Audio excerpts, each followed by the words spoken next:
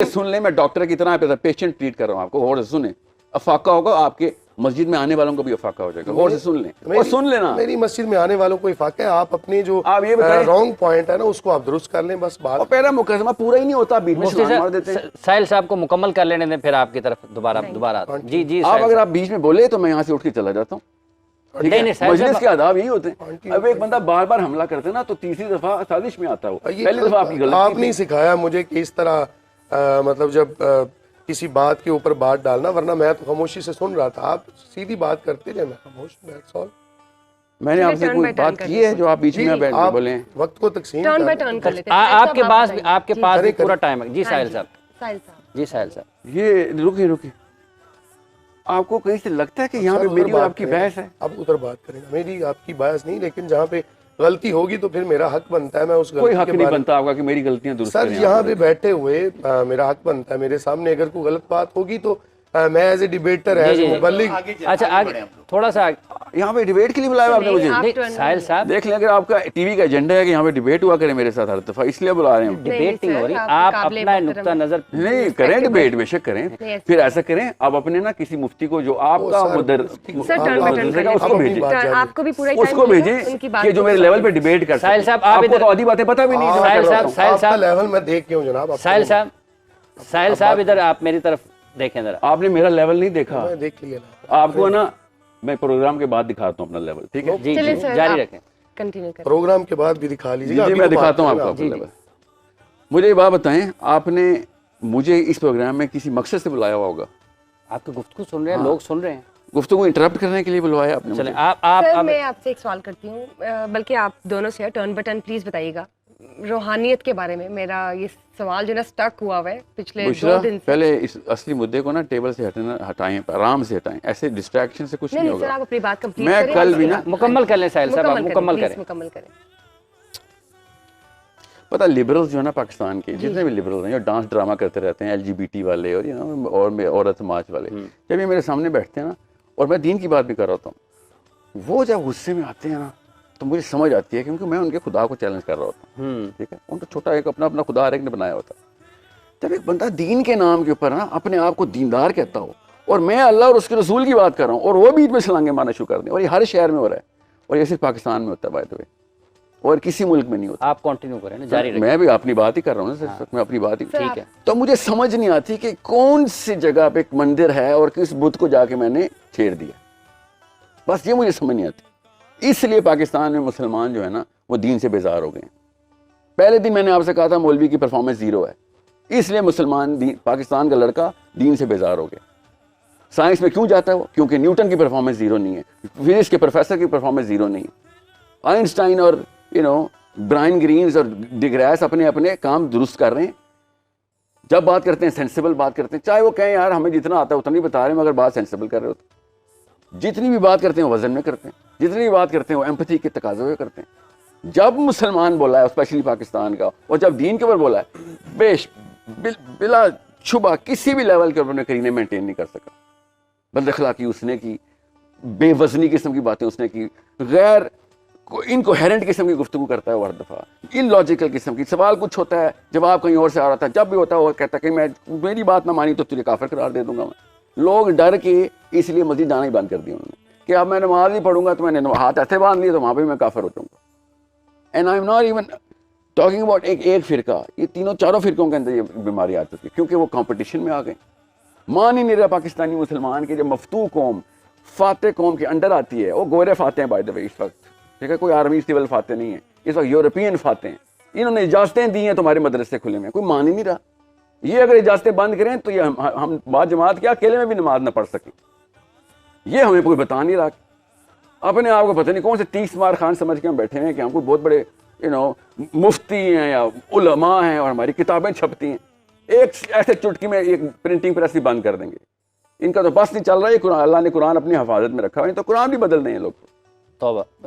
یہ انہوں نے کوششیں کی ہیں باقاعدہ. واشنگٹن میں انہوں نے قرآن پاک کو بدلنے کی باقاعدہ کوشش کی. آپ کو پتہ ہے یہ تو اللہ نے اپنی حفاظت میں رکھا ہوا ہے. سن نہیں سر، میں اس وقت یہاں پہ بات کرنے آیا ہوں. آپ کر لیں میری بات پوری ہونے دیں. میں یہاں پہ کسی بھی قسم کو کوٹا ہے تو مجھے پہلے بتا دیں، میں پہلے اپنے کوٹے پہ آ جاتا. نہیں کل کے اثرات میرے پہ ابھی بھی ہیں. میں اصل میں بتایا میں معذرت کرنے آیا تھا کہ میں نے ایک چھوٹے سے بچے کو رگڑ دیا, میں معذرت کرنے آیا تھا. آپ جاری رکھیں نا, وہ بھی اب غور سے قابل عزت ہے, قابل جی نہیں میں عمر کی بات کر رہا ہوں, عمر میں چھوٹے ہیں میرے سے, ان کو بڑوں سے بات کرنی نہیں سمجھے. اب عمران خان کو یا نواز شریف کو, زرداری صاحب کو, فضل الرحمان صاحب, فضل الرحمان صاحب کو بھی, جس کو بھی گن لیں, اس وقت نا بڑے سسٹم کے اندر ایک خاص جگہ پہ قید کر دیا گیا. ابھی میں جیل کی بات نہیں کر رہا ہوں, میں سسٹم کی بات کر رہا ہوں.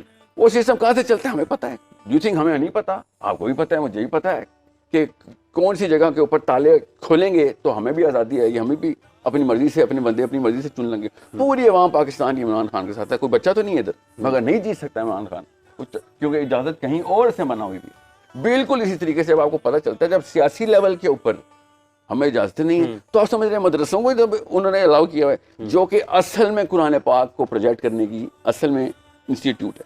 قرآن پاک کے علاوہ تو کوئی اور چڑی نہیں ہے گورے کو ہم سے, اصل میں اس کو چڑی اسلام ہے ہم سے, اس کو غصہ اس بات کا کہ اسلام کا نام لے رہا ہے, کیونکہ قرآن پاک واقعی وَأَعِدُّوا لَهُم مَا اسْتَطَعْتُم فرض کرتا ہے, کُتِبَ عَلَيْكُمُ الْقِتَالُ فرض کرتا ہے, مگر مسجدی آیتیں سنا نہیں سکتی. کیوں سنائے گی تو پتہ چلے گا ہم تو خروج کا وہ کر رہے ہیں. نہیں رک جائیں اس وقت کال سے زیادہ ضروری بات کر رہا ہوں, اس وقت ٹیمپو نہ توڑیں, اس وقت یہ قوم کی ذہن سازی یہاں پہ کرنی ضروری ہے.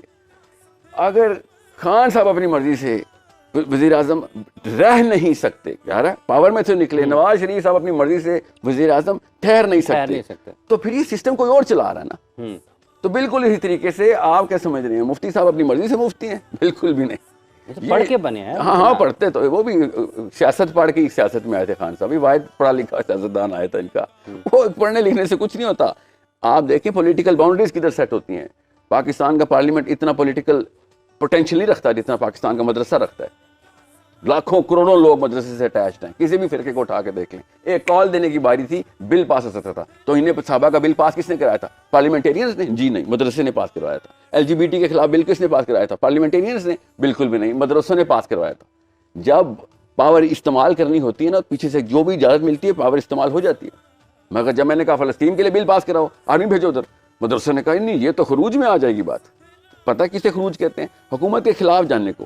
یہ خلاف والی بات کسے پتہ کسے کہتے ہیں؟ جب دو برابر کی پارٹیز یا ایک ایسی فارمیڈیبل فورس ہو جو کہ واقعی میں ٹاپل کر سکتی ہو سسٹم کو, اس کو کہتے ہیں خلاف ہو گیا جی میرے. ورنہ میں نواز شریف کے نا خلاف ہوں. مدرسہ ایسی فورس ہے جو صرف ایک فورس ہے پاکستان میں مدرسے کی. مسئلہ یہ ہے اس کے اوپر فتویٰ لگا ہوا ہے کہ نہیں ہم حکومت کو ٹاپل نہیں کر سکتے, حالانکہ حکومت میں آنا مدرسے کا کام تھا. یہ ہے مسجد نبوی. مسجد نبوی میں نے پہلے کیا کہا تھا کہ نبی صاحب نے سب سے پہلے آگے کہا تھا میثاق مدینہ میں کہ جو کچھ کرنا کر لو مگر سائن محمد صلی اللہ علیہ وسلم کے ہوں گے. یہ نیا بندہ آیا ہے شہر کے اندر, میجر پاورز کو چیلنج کر دیے.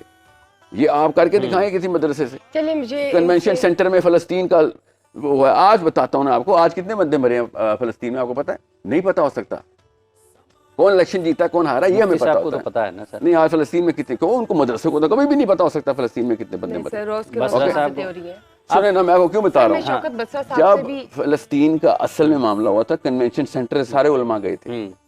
جب توہین صحابہ بل تھا تو پارلیمنٹ ہاؤس گئے تھے, جب فلسطین کی باری آئی تو کنونشن سینٹر گئے تھے. سمجھ رہے ہیں باؤنڈری کہاں پہ سیٹ ہوئی ہے, ہمیں دیکھنا ہے. بسرا صاحب کا کامنٹ لے لیں, سیاسی قیادت بھی ہے نا, اگر وہ اگر عمران صاحب, حافظ صاحب, دیکھیں جہاں تک بات ہے نا مدرسے کی, رسول اللہ صلی اللہ علیہ وآلہ وسلم کے مبارک زمانے سے ایک مدرسے کا تصور ملتا ہے. زمین پہ بیٹھ کے پڑھنے کا تصور, پڑھانے کا تصور, یعلمہم الکتاب والحکمت ویزکیہم, وہ تصور, وہاں سے سند کا تصور چلتا ہے, اور وہاں سے لے کر آج ایک بات جو ایک گزارش سن لیں, صرف ایک کمنٹ ان سے لینا چاہتا ہوں. سر ایک میری عرض سن لیں.